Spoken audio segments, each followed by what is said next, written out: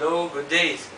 This is our electronic school ID system and with SMS. So this would be the screen monitor, which size is 19 inches. Then here you can see the graphical interface.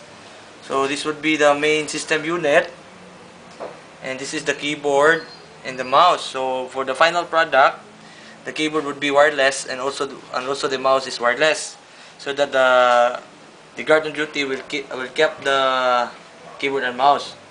So this is our system reader, which where a student will tap their ID.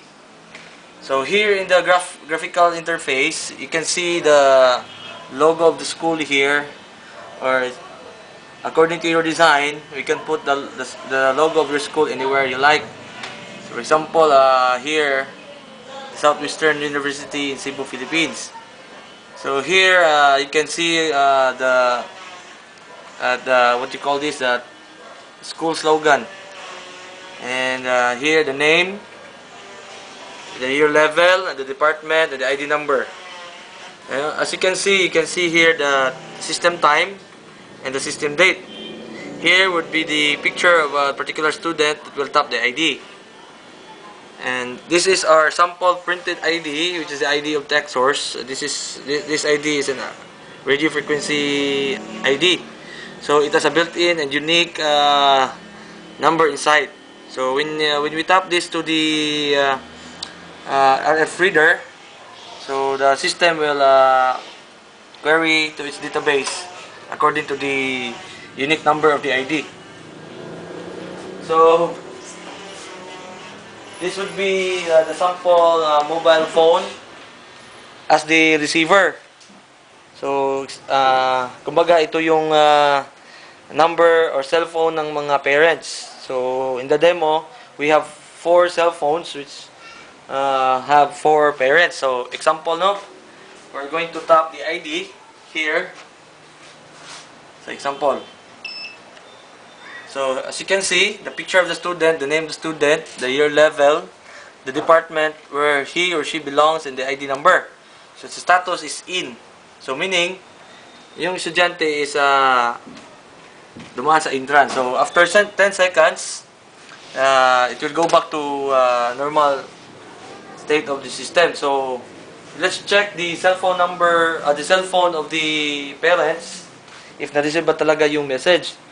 So, for example, here, ito yung cellphone sa parents sa student na si Michael. So, here, you can see the message na. So, transaction date is March 1, 2009. We have the transaction ID, the name of the student, and this is the name of the student, Basaduli Michael, and then time in. So, dito makikita din time. So, it is truly verified. It is truly verified with the parents na pumasok talaga yung estudyante nila. So, transaction date, the transaction ID, the name, and the time. So, let's try another ID. Dito. So, if ever naman, may estudyante na magdala ng ID na hindi registered upon enrollment. Wait ha.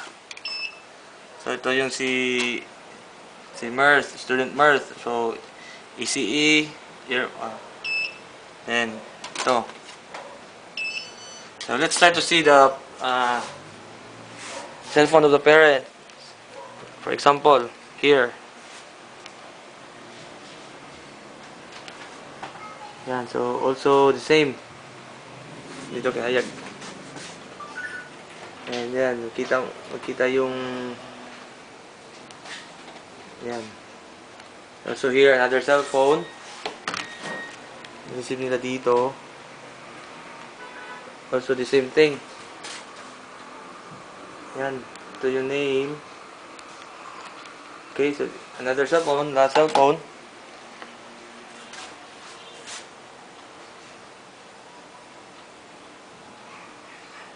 And so, diyan nakikita yung transaction ng system natin.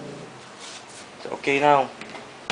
So, let's go back to the system. So, for example, if you want to add add, edit, or delete a particular student, you can also do it in the system. So, the keyboard, you just simply press the Alt A. Yan, dito lalabas yung lahat na naka-record. So, for the meantime, 4 na students lang na registered natin. So, if you click this particular student, you can see the photo, the name, everything. So, everything so if you want to edit, you just click the edit, and then you can edit na lahat dito. So, mga names niya, dyan. Yan sa numbers. Dito sa send text message, if you check it, meaning, the system will send a message to this particular number. So, if i-uncheck mo yan, meaning, yung parents ay hindi gustong mag-subscribe sa ganitong service. Here, you can select the available network we have here in Philippines. Dapat, kung anong number dito, dapat specify dito kung anong number ng parents. Then, the year level, then you can browse pictures here. If you want to change the picture, you can browse the picture. This is the RF tag number, and this is the student number. And then, tapos, pag-edit mo, save mo, okay lang, then close. So, let's go to the memo system. So, yung memo, if ang dean ay may gustong message na para sa certain student, so, just simply put a message there. And then, when the student enters the school, magpa-pop up yung message dito. So, meaning, yung student alam niya na may meeting siya with the dean or kahit sino sa school. So, for example, so, this is a messaging form. You can search the record via ID number, last name, or course. So, for example, last name. Si Michael, last name, Embalsado, no? Here, so, nakita na dito result. So, i-click mo to. Tapos, mag-add ka. Yan. So, ano schedule date? Pag-click mo dito, lalabas yung, calendar. So, March 2009, for example, March 1. Double-click, yan, dyan na. So, anong time ngayon? 7 o'clock. So, lagay natin dito ng 7:05 p.m. Message from the dean. For example, venue is dean's office. Message, meeting with the dean regarding grades. For example, you save it. Yan, dito na. Naka-queue na. So, close natin. So, if ever ito yung ID ni Lee Michael Embalsado, pag tap niya dito, dyan na, malabas na yung message. So, pwede i-inform ng guard on duty yung message. So, babasahin ng guard yung message ng system, tapos sasabihan niya yung estudyante. So, yan yung okay, wala na.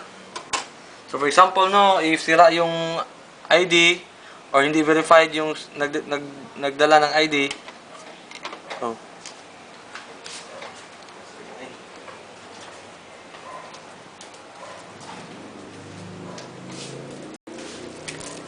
for example, so, if not enrolled itong ID number na to, so, record not found. So, dapat hindi papasukin ng guard yung hindi verified na student. So, for now, ito lang muna yung nasa demo natin. Then, if ever you want us to invite and to install the system at your school, so we are willing to go in your area. So, thank you. That's all.